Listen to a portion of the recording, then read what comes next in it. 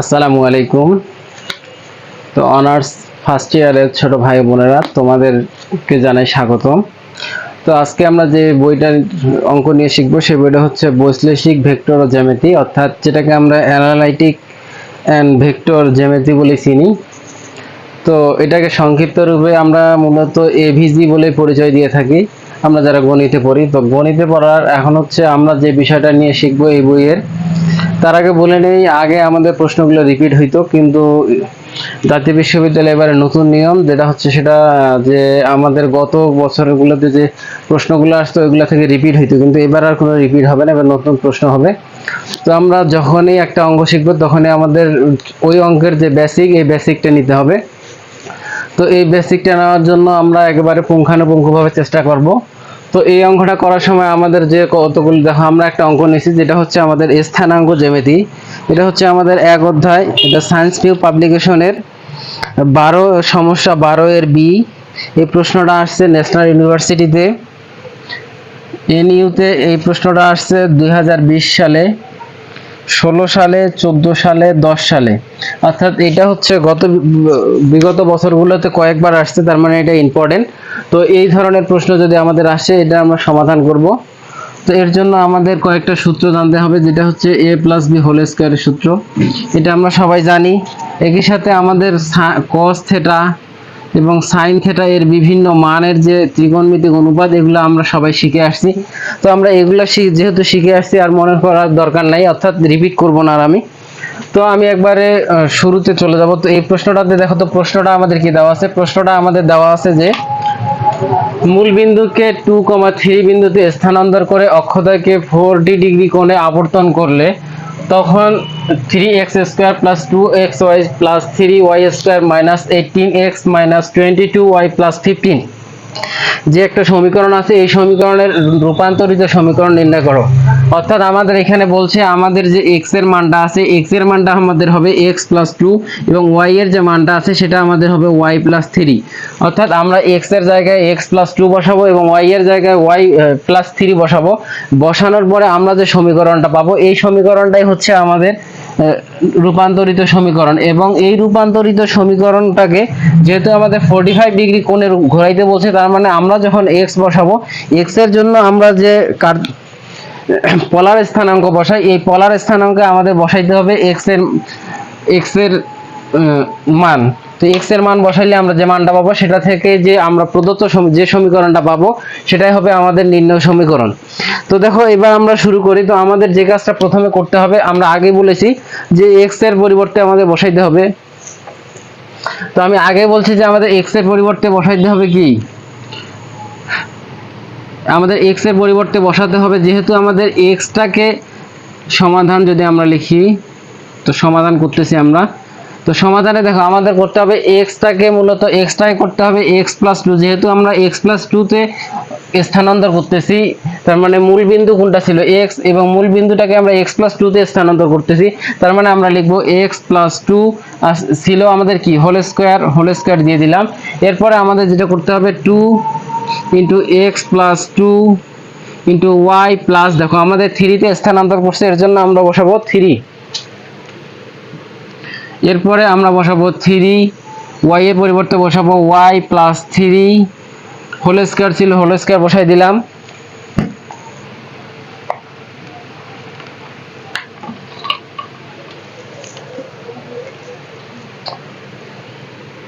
এখন দেখো minus 18x plus 2, x এর পরিবর্তে যেহেতু আমরা x প্লাস 2 বসাইছি, তার মানে x প্লাস 2 মাইনাস 22 y এর পরিবর্তে y প্লাস 3 প্লাস 15 ইকুয়াল 0। তো দেখো আমরা এবার যেটা করব সেটা হচ্ছে যে আমরা এটাকে সূত্রে ফেলাই দিব। সূত্রে যদি আমরা ফেলাই দিই তাহলে কি পাবো? সূত্রে ফেলাই দিলে পাবো x² প্লাস, আমরা যদি এটাকে সূত্রে করি 4x প্লাস 4 প্লাস 2 দিয়ে যদি করি তাহলে আমরা পাবো 2x² প্লাস 4x, সরি, এটা আমাদের হয়ে যাবে xy plus 3x plus 2y plus 6 plus 3, এটাকে আমরা হোল স্কয়ার সূত্রে দিব, তাহলে পাবো Y square plus 6y plus 9 minus 18, এটাকে যদি আমরা রাখে দিব, কারণ যেহেতু আমরা পরবর্তীতে সবগুলো কাজ একসাথে করব, y প্লাস 3 প্লাস 15 ইকুয়াল 0। এখন দেখো তো, এটা যদি আমরা গুণ করে ক্যালকুলেশন করি তাহলে কি পাবো? এটা আমরা গুণ করে নিলাম। এখন 3x square plus 12x plus 12 plus 2xy plus 6x plus 4y plus 12 plus 3y square plus 18y plus 27 minus 18x minus 36। দেখো এইটা দিয়ে যদি আমরা গুণ করি তাহলে কি পাবো? 22y minus 66 plus 50 equal 0। দেখো এটা যদি আমরা পুরোটাই ক্যালকুলেশন করি তাহলে আমরা যে মানটা পাবো, পুরোটাই ক্যালকুলেশন করার পরে আমরা পাবো 3x স্কোয়ার। সময় স্বল্পতার কারণে আমি ক্যালকুলেশনটা করলাম না, তোমরা এটা ক্যালকুলেশন করে নিবা। তাহলে পাবো 2xy প্লাস, আমরা এখানে হচ্ছে তাহলে কত পাবো? 3y স্কোয়ার মাইনাস 1 পাবো। তোমরা ক্যালকুলেশনটা করে দেখবা, -1 আমরা পাবো। মানটা পাইলাম কোন মানটা থেকে? যখন আমরা x এবং y এর পরিবর্তে 2 এবং 3 বসাইলাম। এখন 2 এবং 3 বসানোর পর আমরা যে মানটা পাইলাম, এটা হচ্ছে আমাদের শুধু এই রূপান্তরিত 2-3 রূপান্তরিত সমীকরণ। কিন্তু আমাদের এবার বলছে কি, এই রূপান্তরিত সমীকরণটাকে 45 ডিগ্রি কোণে আবর্তন করলে আমরা যে সমীকরণটা পাবো সেটা আমাদের নির্ণয় করতে বলছে। তো আমরা এখন ওই কাজটা করব। তো দেখো আমরা এবার কি করতে পারি? আমরা এবার করতে পারি, এই যে আমাদের x এর পরিবর্তে আমরা জানি কি x ইকুয়াল, কোনো যদি আমাদের স্থানাঙ্ক দেওয়া থাকে তো x অক্ষের জন্য আমরা কি লিখতে পারি? x cos theta minus y sin theta. এবং একইভাবে আমরা লিখতে পারি y এর জন্য x sin theta plus y cos theta. তো দেখো আমরা এই x এবং y এর যে মানটা নিলাম এটা আমরা সবাই জানি। তারপর আমি বলি, আমরা যে x এবং y অক্ষ বরাবর কল্পনা করি, আমরা এই অক্ষ বরাবর, এটা হচ্ছে আমাদের x অক্ষ, এটা হচ্ছে আমাদের y অক্ষ। আমরা জানি এই অক্ষ বরাবর আমরা পাই sin থিটা এবং এই অক্ষ বরাবর আমরা পাই cos থিটা। তো এটা আমরা সবাই জানি। তার মানে এই অক্ষ বরাবর যদি আমরা cos এর মান 0 বসাই, তারপর আমরা cos এর মান পাবো কত? 1। এবং এই বরাবর যদি আমরা sin এর মান 90 ডিগ্রি, যেহেতু সর্বনিম্ন মান কত এখানকার? 90 ডিগ্রি। তার মানে 90 ডিগ্রি sin 90 ডিগ্রি মান আমরা জানি 1। তার মানে যেই মানটাতে সর্বনিম্ন মানটাতে সংজ্ঞায়িত সেই মানটা এখন যদি আমরা এই মানটা বসাই তাহলে আমরা পাবো। এখন এই কাজটাই আমরা করছি। এটা হচ্ছে পোলার স্থানাঙ্ক। তোমরা এই বিষয়ে আমার আরেকটা ভিডিও দেওয়া থাকবে, সেটা তোমরা দেখে নিতে পারবা। তো এখন আমরা কি করব? আমাদের এই যে রূপান্তরিত সমীকরণ, আমরা x এর পরিবর্তে বসাবো x y sin থিটা এবং y এর পরিবর্তে বসাবো x sin theta plus y cos theta. তো এখন দেখো আমরা যদি ওই কাজটা করি তাহলে 3x এর পরিবর্তে দেখো 3 আছে আমাদের, তো x এর পরিবর্তে আমরা কি বসাবো? x cos। এখন আমাদের থিটা এর মানটা কত দেওয়া আছে? আমাদের থিটা ইকুয়াল দেওয়া আছে 45 ডিগ্রি। তার মানে আমরা x এর থিটা এর পরিবর্তে বসাই দিব 45 ডিগ্রি মাইনাস y এরপরে sin 45 ডিগ্রি। এটা হলো আমাদের এইটুকের কাজ করব আমরা এবার। 2 দেখো x এর জন্য আমরা বসাইতে পারি x cos 45 degree minus y sin 45 degree. তো দেখো এটা আমি মুছে দিচ্ছি।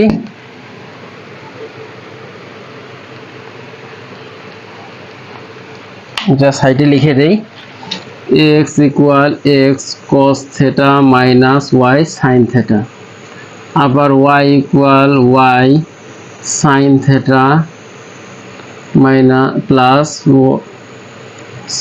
x sin theta y cos theta.